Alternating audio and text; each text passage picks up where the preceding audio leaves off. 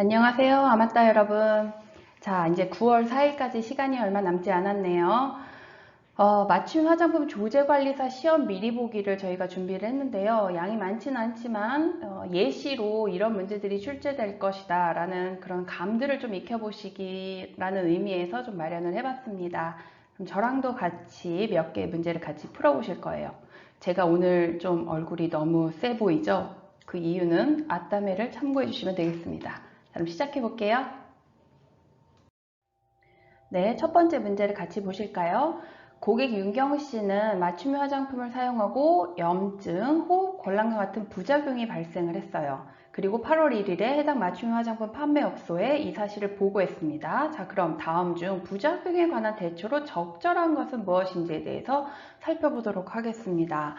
자, 이 문제는 안정성 정보의 보고에 관한 문제라고 보시면 되겠습니다. 자, 1번은요. 맞춤형 화장품 판매업자는 부작용 사례를 알게 된 후 맞춤형 화장품 책임 판매업자에게 즉시 연락했다. 이 내용은 맞을까요? 틀릴까요? 네, 틀리죠. 왜 틀릴까요? 부작용 사례를 알게 된 후에는 화장품 책임 판매업체가 아니라 식약처장에게 보고를 해야 합니다. 그래서 1번은 아니에요. 자, 2번은 화장품 책임 판매업자는 소비자에게 연락하여 회수 조치를 취했다. 이렇게 나오는데 지금 이 고객이 화장품을 구매한 곳은 맞춤형 화장품 판매업소였죠. 그래서 화장품 책임 판매업자가 일을 하는 게 아니라 맞춤형 화장품 판매업자가 회수 조치를 해야 합니다. 자, 세 번째를 보실게요. 맞춤형 화장품 판매업자는 8월 13일에 식품의약품안전처장에게 팩스로 보고하였다. 이렇게 나왔는데요. 이게 맞는 사실이죠. 그래서 정답은 일단 3번입니다. 자, 안정성 정보의 보고에 관해서 간단하게 짚고 넘어가 보도록 할게요. 자, 중대한 유해 사례나 또는 판매 중지나 회수에 준하는 외국 정부의 조치 또는 이와 관련하여 식약처장이 보고를 지시한 경우 이런 것들이 다 안정성 정보를 보고해야 되는 상황인데 어떻게 해야 됐죠? 네. 15일 이내에 식약처장에게 보고를 하는데 홈페이지나 전화, 우편 또는 팩스로 보고할 수 있다고 했습니다. 자, 그럼 중대한 유해 사례라는 게 뭐죠? 네, 사망을 초래할 수 있거나 생명의 위협을 받게 되는 경우 또는 입원이나 입원 기간을 연장하는 경우 또 불구를 초래하거나 중대한 기능 저하를 초래하는 경우 뭐 선천적 기형, 이상 초래, 또 의학적으로 매우 중요한 사실이 발생했을 때 이런 것들을 모두 중대한 유해사라고 하죠. 지금 이 경우 같은 경우에는 단순히 피부에 어떤 부작용 간단한 게 생긴 게 아니라 호흡곤란 같은 굉장히 큰 문제가 생길 수 있는 그런 부작용이 발생을 한 거예요. 그래서 중대한 유해 사례라고 보기 때문에 15일 이내에 식품의약품안전처장에게 보고를 해야 합니다. 근데 8월 1일에 지금 이 사건이 발생을 했죠. 그래서 8월 13일이니까 15일 이내가 되겠습니다. 그래서 올바르게 대처한 사례는 이 3번이 되겠습니다. 자, 그 다음에 4번도 보실게요. 맞춤 화장품 판매업자는 해당 화장품을 즉시 판매 중지하고 화장품 책임 판매업자가 회수 및 공표 등의 조치를 할 수 있게 도와주었다.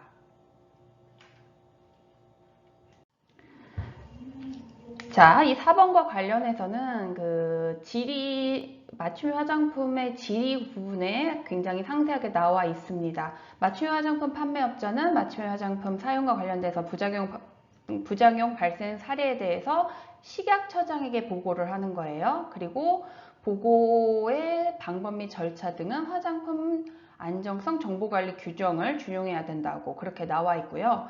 만약에 회수를 해야 된다. 그러면 그 맞춤 화장품 판매업자가 즉시 판매 중지를 하고 회수 및 공표 등의 조치도 맞춤 화장품 판매업자가 하는 것입니다. 그래서 책임 판매업자가 아니라 맞춤 화장품 판매업자가 이 모든 것들을 해야 되는 거예요. 자, 다섯 번째 5번을 볼까요? 화장품 책임 판매업자는 부작용 사례 보고 시 바로 폐기 처분해야 된다. 이 폐기와 관련돼 있는 절차도 따로 있었죠. 그래서 바로 부작용이 있다 해가지고 폐기를 바로 하는 것이 아니라 그 절차에 맞게 해야 된다는 거. 그래서 답이 3번이 되겠습니다. 네, 다음으로는 다음 중 맞춤 화장품에 대한 설명으로 옳은 것을 고르라고 나와 있습니다. 옳은 것. 자, 하나씩 볼까요? 자, 첫 번째 기억. 맞춤 화장품 조제 관리사가 맞춤 화장품 판매업소에서 샴푸 1000ml를 150ml로 소분하여 판매하였다. 이건 맞을까요? 네, 맞습니다. 단순 소분. 네, 단순 소분 업무도 맞춤형 화장품 조제 관리사가 하는 업무라고 그랬죠. 그래서 1번 맞습니다. 자, 2번을 볼까요? 맞춤 화장품 조제 관리사가 화장품 책임 판매업자에게 받은 벌크 제품에 보존제 벤질 알코올을 1.0% 추가하여 화장품을 조제하였다. 이거는 맞춤 화장품이 될까요? 네, 안 됩니다. 안 되죠? 이렇게 보존제 이런 것들 함부로 맞춤 화장품 조제 관리사가 사용할 수 없습니다. 그래서 니은은 틀린 거예요. 자, 세 번째 볼까요? 맞춤 화장품 조제 관리사가 일반 화장품을 판매하였다. 이건 맞을까요? 네, 맞습니다. 맞춤 화장품 조제 관리사 일반 화장품 판매 가능합니다. 네, 여기에다가 플러스 혼합과 소분의 역할도 할 수 있는 거지 일반 화장품을 판매할 수 없다는 아니에요. 그래서 디귿도 맞습니다. 자, 그 다음에 리을을 볼까요? 맞춤 화장품 판매업자는 화장품 책임업자에게 해당 원료를 포함하여 기능성 화장품에 대한 심사를 받거나 보고서를 제출하였고 식약처장이 고시한 기능성 화장품 효능 효과를 나타내는 원료를 공급받아 맞춤 화장품을 조제하여 판매하였다. 엄청 긴데요. 내용물에다가 해당 원료인데 원료긴 원료인데 뭐라 그랬죠? 심사를 받고 식약처장이 고시한 기능성 화장품의 원료 그게 포함되어 있는 원료라고 했죠. 이런 원료들은 사용이 가능했어요. 그래서 맞춤 화장품이 만들어지는 방법에 내용물에 원료를 추가해서 만들 수 있는데 이 원료의 범위가 정해져 있었죠. 화장품 책임 판매업자가 이미 다 식약처장한테 이미 다 승인을 다 받았어요. 그래서 사용해도 된다 하는 것들을 맞춤 화장품 조제 관리사가 사용을 할 수 있었죠. 이 경우에요. 그러니까 리을도 가능합니다. 그래서 기역, 디귿, 리을은 맞는 거예요. 마지막 미음을 볼까요? 맞춤 화장품 조제 관리사는 메틸 살리실레이트를 5% 이상 함유하는 고체 상태의 제품을 안전용기에 포장을 하였다. 이런 문구가 나오면 이제 이게 함정이죠. 네, 안전용기 포장 여기에 포인트를 두시고 이제 기억력을 한번 떠올려 볼까요? 안전용기 포장을 해야 되는 제품들 어떤 게 있었죠? 첫 번째, 아세톤을 포함하는 네일 에나멜, 네일 리무버, 네일 폴리시 리무버 이런 것들이 있었고요. 어린이용 오일 등 개별 포장당 탄화수소류를 10% 이상 함유하고 운동 점도가 21cm 스톡스, 섭씨 40도 기준으로 했을 때 자, 그 이하인 비에멀전 타입, 비에멀전 타입이 포인트였죠? 비에멀전 타입 액체 상태예요. 액체 상태. 그리고 개별 포장당 메틸 살리실레이트가 5% 이상 하면은 또 이번에도 액체 상태의 제품.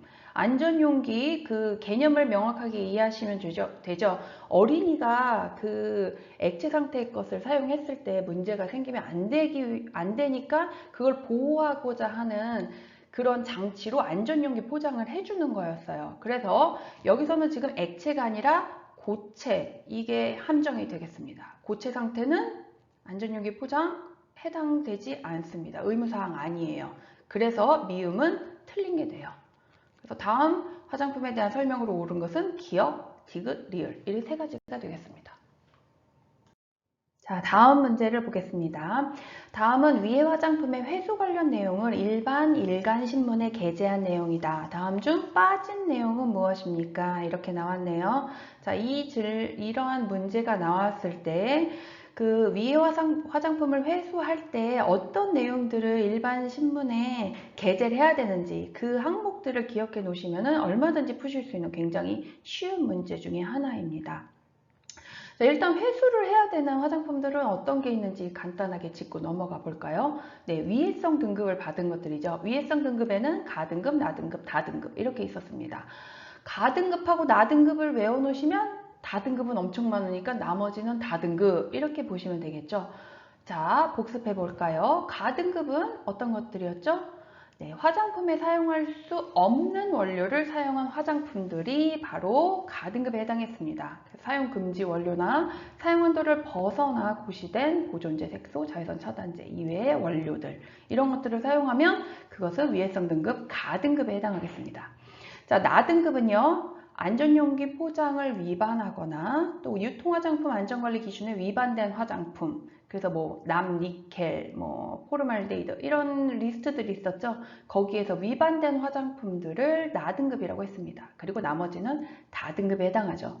어쨌든 이렇게 가나 다등급에 해당하는 화장품들은 회수 대상 화장품에 해당이 됩니다. 자, 그러면 일간 신문에 이걸 게재할 때 어떤 내용들이 들어가야 될까요? 자, 첫 번째로 이제 이 화장품을 내가 회수하게 됐다라는 제목이 들어가야 되겠죠? 그래서 화장품법 제5조 제2에 따라 아래 화장품을 회수합니다. 이렇게 오고 여기서부터 회수 제품명 쓰셔야 되고요. 최저 번호, 그 다음에 사용기한 또는 개봉 후 사용기간 써야 됩니다. 그 다음에 회수 방법, 회수 영업자, 영업자 주소, 그 다음에 전화번호, 그리고 그 밖의 사항. 이거는 거의 정해진 문구예요. 해당 회수 화장품을 보관하고 있는 판매자는 판매를 중지하고 회수 영업자에게 반품해 주시기 바랍니다. 해당 제품을 구입한 소비자께서는 그 구입한 업소에 되돌려 주시는 등 위의 화장품 회수에 적극 협조해 주시기 바랍니다. 네, 이 예시, 지금까지 회수를 하겠다는 이런 신문 기사들을 검색해 보시면 이 내용은 거의 다 이렇게 복붙 하듯이 붙여져 있는 걸 볼 수 있어요. 자, 그러면 이 내용들에서 뭐가 빠졌을까요? 뭐가 빠졌을까요? 바로 회수 사유가 빠졌습니다. 회수 사유. 그래서 답은 회수 사유가 되겠습니다. 왜 회수하는지. 이게 지금 선크림이잖아요. 선크림이다 보니까 뭐 기능성 그 함량이 미달되었거나 아니면 또 넘치게 들어가 있거나 뭐 그런 사유들이 있을 수 있겠죠.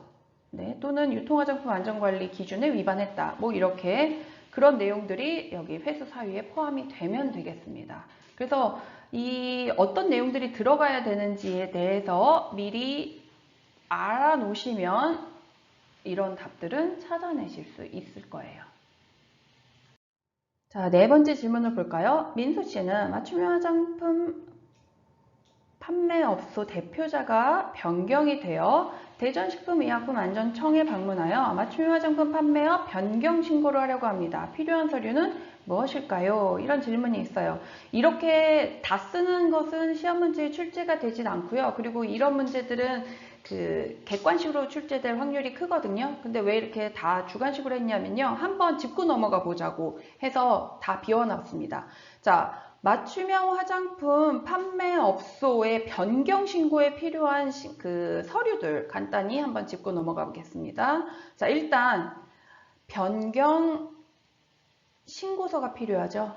이거는 신고니까 변경 신고서가 필요합니다. 맞춤형 화장품 판매업 변경 신고서. 이거는 식약 그 청에 방문하시면 작성하실 수 있게 되어 있습니다.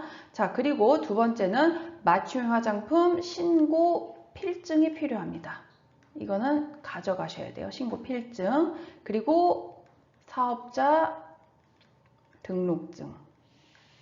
이게 이제 필수 서류입니다. 이 세 가지 서류들이 이 변경 신고할 때 반드시 필요한 그런 서류가 되겠습니다. 네, 그래서 요 서류와 관련되어 있는 문제들도 시험에 출제가 되기 때문에 한번 짚고 넘어가시면 좋을 것 같아가지고 이 문제를 넣어봤어요. 네, 다음은 빈칸 채우기 문제를 한번 보실까요? 빈칸 채우기 문제는 보통 이제 법이나 이런 것들을 쭉 나열해서 중간에 이렇게 빈칸을 딱 띄워 놓는 경우들이 많이 있습니다. 저희 시크릿 노트를 열심히 공부하시는 분들은 특히 빈칸에 들어갈 단어를 기입하는 거에 최적화되어 있으실 거예요. 이제 빈칸 채우기는 그 누구보다도 자신 있게 푸실 수 있습니다. 자, 이 경우에는 어떤 내용이 들어가야 되는지 한번 짚고 넘어가 볼까요? 맞춤형 화장품 판매업자는 맞춤형 화장품 조제에 사용되는 내용물 또는 원료의 혼합 소분 범위에 대해 사전에 검토해서 무엇을 확보해야 할 것. 다만 화장품 책임 판매업자가 혼합 또는 소분의 범위를 미리 정하고 있는 경우에는 그 범위 내에서 혼합 또는 소분할 것 이렇게 나와 있네요. 맞춤 화장품 판매업자의 의무사항에 대해서 잘 알고 있는지를 물어보는 문제예요. 일단 그 내용물이나 원료를 혼합하고 소분하는 데 사용하잖아요. 근데 이제 사전에 일단 검토를 해야 되겠죠. 이게 이제 1번이고요. 그 다음에 이걸 사용해 가지고 최종 제품을 만들잖아요. 그러니까 최종 제품에 대해서도 뭘 확보해야 될까요? 품질 및 안전성. 이걸 확보해야 됩니다. 그 맞춤 화장품 판매업자의 의무사항을 잘 알고 계시면 풀 수 있는 문제예요. 여기에다 이제 좀 더 정확하게 한다면 최종 제품에 이 내용까지 들어가야 정확하게 맞는 표현이 되겠죠. 최종 제품의 품질 및 안전성까지 확보하는 것이 맞춤 화장품 판매업자의 의무가 되겠습니다. 자, 여기 뭐 다만 이런 내용들은 이제 제외 내용들이니까 이렇게 단서로 달려있는 내용들도 잊지 말고 꼭 한 번씩 다시 확인해 보시면 되겠습니다. 네, 이렇게 해서 저랑 5개 정도의 문제를 같이 풀어보셨는데요. 시크릿 노트를 열심히 채우신 분들은 사실 이런 문제들을 푸시는 거에 별로 어렵지 않을 것 같아요. 9월 4일 시험에서 반드시 필요한 것은 개념과 독해력입니다. 그래서 개념을 명확하게 이해하고 그 다음에 독해력을 이제 그동안에 우리가 학창 시절에 열심히 공부하고 했던 것들을 잘 떠올리시면서 그 독해력들을 잘 활용하시면 얼마든지 시험에 합격하실 수가 있습니다. 여러분 모두 꼭 합격하셔가지고 좋은 소식 들려주시기를 간절히 기다리고 있겠습니다. 자, 그러면 저랑은 또 다음에 만나도록 할게요. 안녕.